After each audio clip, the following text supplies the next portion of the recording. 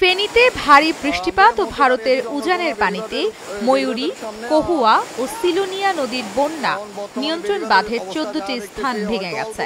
এতে ফুলগাজী ও পরশুরাম উপজেলার ৩০টিরও বেশি গ্রাম প্লাবিত হয়েছে।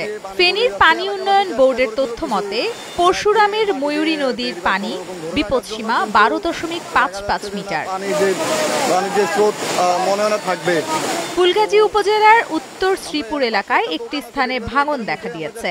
সিলোনিয়া নদীর পরশুরামের গদানগর এলাকায় একটি, ফুলগাজীর দেড়পড়া এলাকার দুটি স্থান ভেঙেছে। এছাড়া কহুয়া নদীর পরশুরাম উপজেলার সাতকুচিয়ায় দুটি, বেড়াবাড়িয়ায় একটি ও ফুলগাজীর উপজেলার দৌলতপুর এলাকার বন্যা নিয়ন্ত্রণ বাঁধের একটি স্থানে ভাঙনের ঘটনা ঘটেছে। এতে হাজার হাজার পরিবার পানিবন্দী হয়ে পড়েছেন।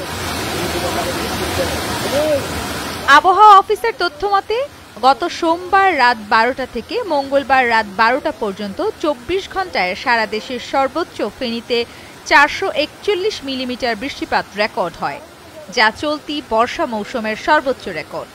এদিকে ফেনীর বিদ্যুৎ বিতরণ বিভাগ ও ফেনীর পল্লী বিদ্যুৎ সমিতির তথ্যমতে শহরে ও পরশুরাম এবং ফুলগাজীর অনেক বাসা, বাড়ি ও ব্যবসা প্রতিষ্ঠানের বৈদ্যুতিক মিটার এবং সাব স্টেশন পানিতে তলিয়ে গেছে। ফলে দুর্ঘটনা এড়াতে অনেক জায়গায় বিদ্যুৎ সরবরাহ বন্ধ রাখা হয়েছে।